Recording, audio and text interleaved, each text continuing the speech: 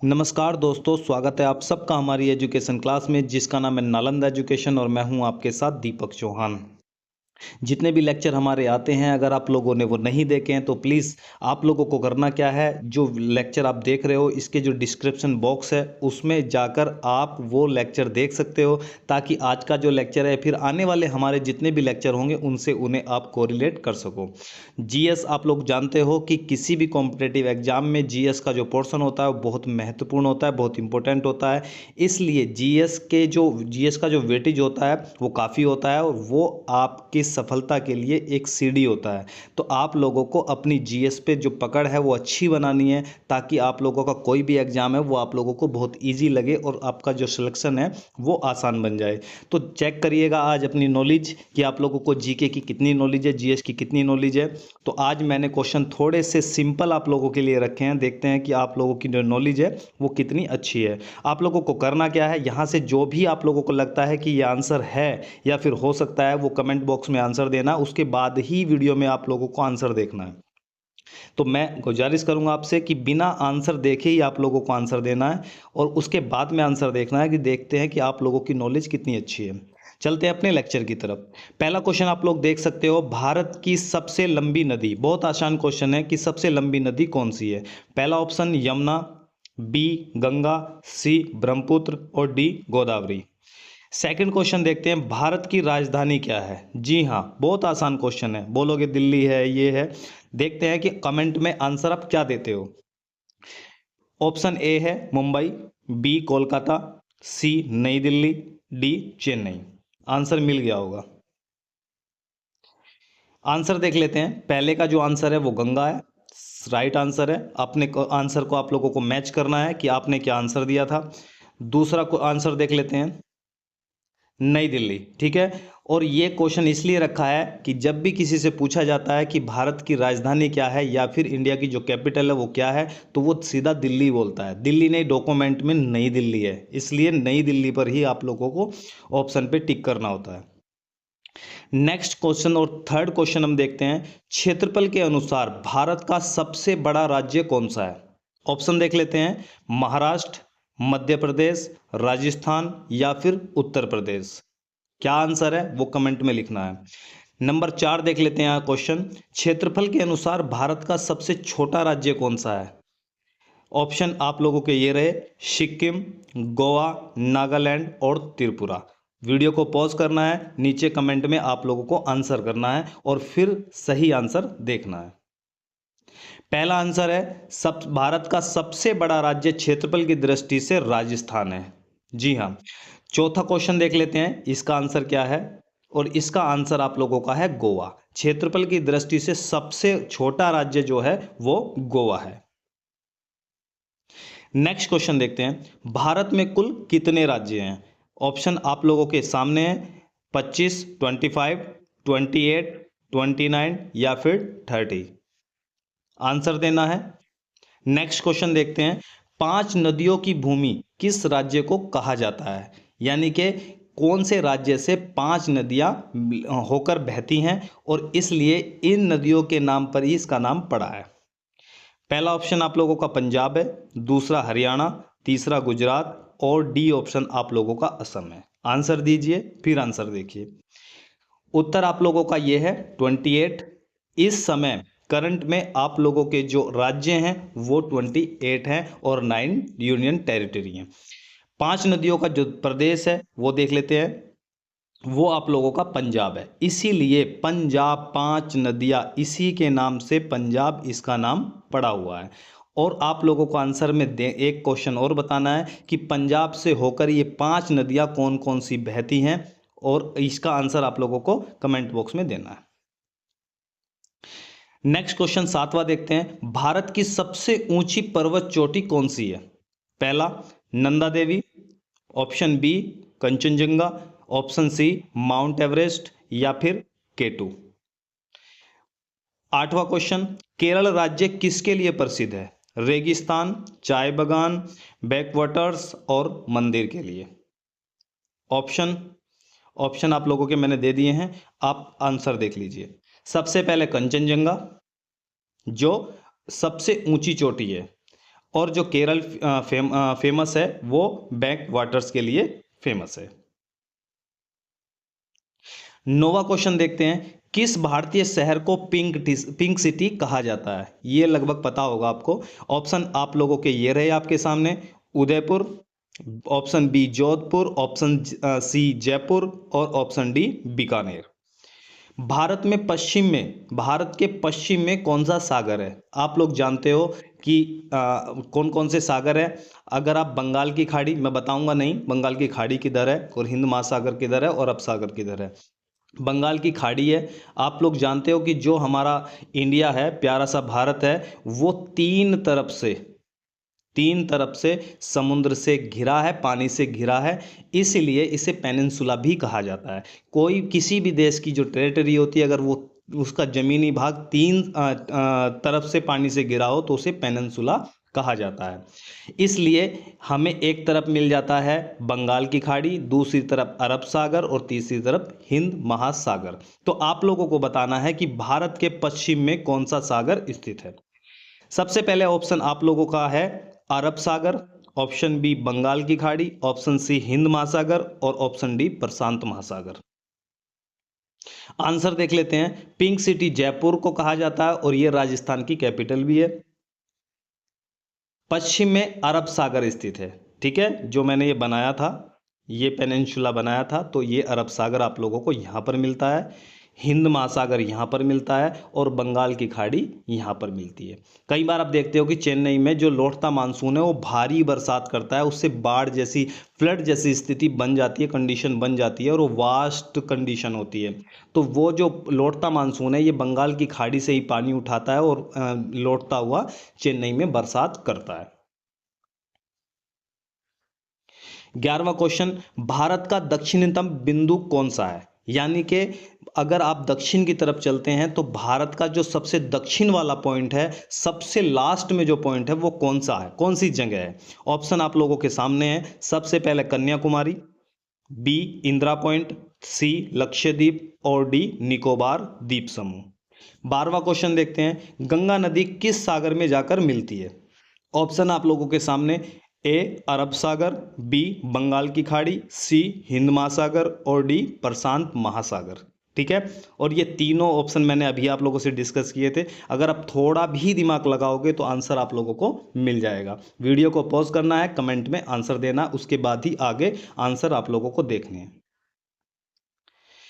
पहला answer, Indira point सबसे last में दक्षिण में स्थित है, कन्याकुमारी नहीं है, तो इंदिरा पॉइंट जो आपका राइट आंसर है। 12वें का आंसर आप देख लेते हो, बंगाल की खाड़ी। मैंने अभी बताया था कि लौटता मानसून चेन्नई में बंगाल की खाड़ी से पानी उठाता है और वहां पर बरसाता है, इसलिए आप लोग देखो कि गंगा नदी निकलते हुए जाकर बंगाल की खाड़ी में ही गिरती है। 13वां क्वेश्चन, भारत की सबसे बड़ी मीठे पानी की झील कौन सी है? ऑप्शन आप लोगों के सामने ये रहे, ए ऑप्शन वुलर झील, बी ऑप्शन चिल्का झील, सी ऑप्शन डल झील और डी ऑप्शन पुखर झील। 14वां क्वेश्चन, थार मरुस्थल किस राज्य में स्थित है? ऑप्शन आप लोगों के सामने, A option Gujarat, B option Rajasthan, C option Madhya Pradesh और डी ऑप्शन महाराष्ट्र। अब अपने आंसर देख लेते हैं। वुलर झील सबसे ज्यादा मीठे पानी की झील है और थार मरुस्थल राजस्थान में स्थित है।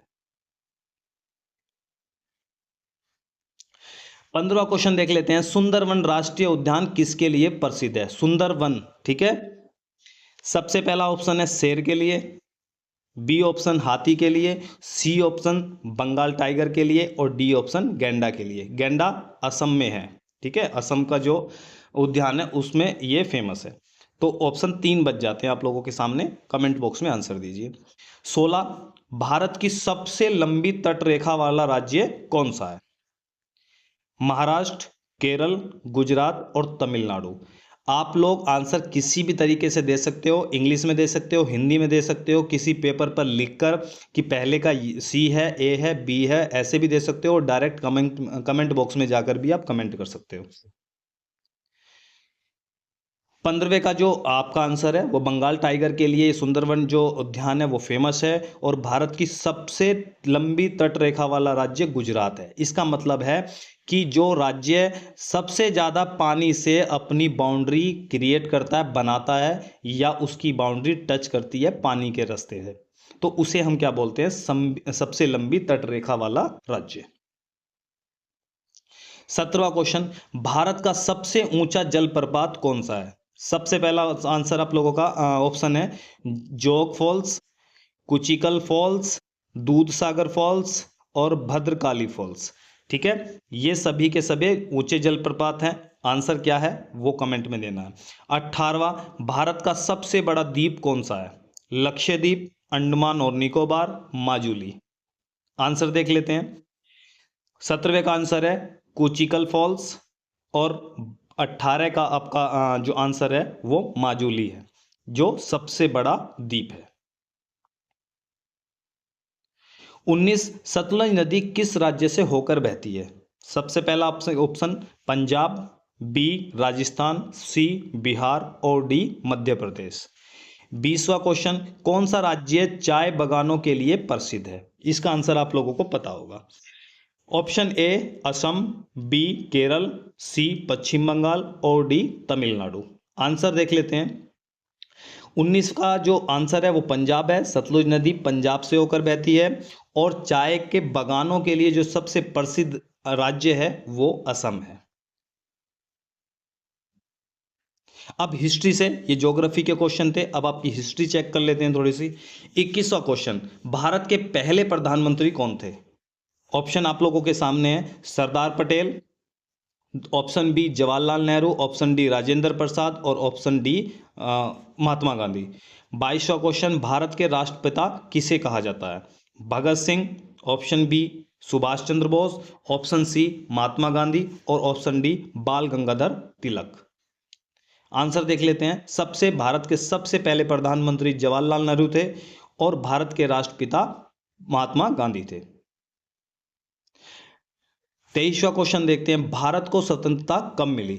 1945 में, 1947 में, 1950 में और 1952 में। 24वां क्वेश्चन, भारत के पहले राष्ट्रपति कौन थे? ऑप्शन आप लोगों के सामने, option A doctor Rajendra Prasad, B doctor BR Ambedkar और सी सरदार पटेल और डी लाल बहादुर शास्त्री। आंसर देख लेते हैं। 1947 में एक बिल लाया गया, ठीक है, उस बिल को पास करते ही हमें 1947 को क्या मिल गई? आजादी मिल गई अंग्रेजों के द्वारा। नेक्स्ट आंसर देखते हैं। जो पहले राष्ट्रपति थे वो डॉक्टर राजेंद्र प्रसाद को बनाया गया था। 25वां क्वेश्चन, महात्मा गांधी द्वारा शुरू किया गया भारत छोड़ो आंदोलन किस वर्ष शुरू हुआ था? ऑप्शन आप लोगों के सामने ए है 1920, बी 1930, सी 1942 और डी 1947। आंसर दो, उसके बाद में आंसर देखते हैं। 26, भारतीय संविधान को अपनाया कब गया था? ऑप्शन आप लोगों के सामने ये रहे 15 अगस्त 1947 को, 26 जनवरी 1949 को, 26 नवंबर 1949 को और 26 जनवरी 1950 को। ऑप्शन देख लेते हैं। भारत छोड़ो आंदोलन 1942 में स्टार्ट किया गया था, और उस समय गांधी जी ने नारा दिया था करो या मरो का। भारतीय संविधान को कब अपनाया गया था? ये 26 नवंबर 1949 को अपनाया गया था, और 26 जनवरी 1950 को इसे इंप्लीमेंट किया गया था कंट्री के अंदर। क्वेश्चन 27 दिल्ली को भारत की राजधानी कब बनाया गया था? ऑप्शन आप लोगों के सामने ये रहे। ऑप्शन ए 1905 को, बी 1911 को, सी 1947 को, डी 1950 को। 28 क्वेश्चन देखते हैं। 28 नंबर, जलियांवाला बाग हत्याकांड कब हुआ था? ऑप्शन आप लोगों के सामने ए है 1915 को, बी 1990, सी 1921, डी 1930। आंसर देख लेते हैं। दिल्ली को भारत की राजधानी 1911 में बनाया गया था। जलियांवाला जो बाग हत्याकांड था वो 1919 में हुआ था। इसे आप लोगों को याद होगा, रोलेट एक्ट लेकर आए थे और उसके विरोध में जो लोग थे वो उतरे थे, आंदोलन हुआ था और सारे के सारे जलियांवाला बाग में इकट्ठे हुए थे और वहां पर जो है ये सब कुछ हुआ था। 29वां क्वेश्चन देखते हैं, स्वराज मेरा जन्मसिद्ध अधिकार है, ये किसने कहा था? ऑप्शन आप लोगों के सामने ए है महात्मा गांधी, सुभाष चंद्र बोस, बाल गंगाधर तिलक और ऑप्शन डी है भगत सिंह। 30वां क्वेश्चन, भारत में पहला युद्धपोत कौन सा था? ऑप्शन आप लोगों के सामने ये रहे, आईएनएस विक्रांता, बी आईएनएस विराट, सी आईएनएस अरिहंत, डी आईएनएस करंज। आंसर देख लेते हैं। बाल गंगाधर तिलक ने यह कहा था कि स्वराज मेरा जन्मसिद्ध अधिकार है और इसे हम लेकर रहेंगे। 30 का आंसर है आईएनएस विक्रांत, ये भारत का पहला युद्धपोत था। 31 क्वेश्चन देखते हैं, किसने तुगलक वंश की स्थापना की थी? ऑप्शन आप लोगों के सामने ये रहे, फिरोज शाह तुगलक, गयासुद्दीन तुगलक और ऑप्शन सी मोहम्मद तुगलक और डी बलबन।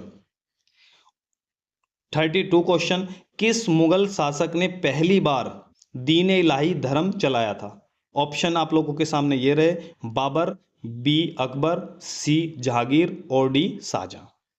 आंसर देख लेते हैं। तुगलक वंश की जो स्थापना थी वो गयासुद्दीन तुगलक ने की थी, इसलिए इसका नाम तुगलक वंश भी रखा गया है। जो दीन इलाही धर्म था वो अकबर द्वारा चलाया गया था। 33वां क्वेश्चन है, भारतीय राष्ट्रीय कांग्रेस की स्थापना कब हुई थी? ये मैं बात कर रहा हूं आजादी से पहले की। ऑप्शन आप लोगों के सामने ये रहे, ए 1880, बी 1885, सी 1890, डी 1905। नेक्स्ट क्वेश्चन, नालंदा विश्वविद्यालय कहाँ स्थित है? उत्तर प्रदेश, बी बिहार, सी मध्य प्रदेश और डी राजस्थान। आंसर देख लेते हैं। राष्ट्रीय कांग्रेस की स्थापना, भारतीय राष्ट्रीय कांग्रेस की स्थापना 1985 में की थी। किसने की थी ये आप लोगों को नीचे कमेंट में आंसर देना है। नालंदा विश्वविद्यालय बिहार में स्थित है और आप लोगों के लिए क्वेश्चन है कि तक्षशिला जो विश्वविद्यालय था वो कहां पर था?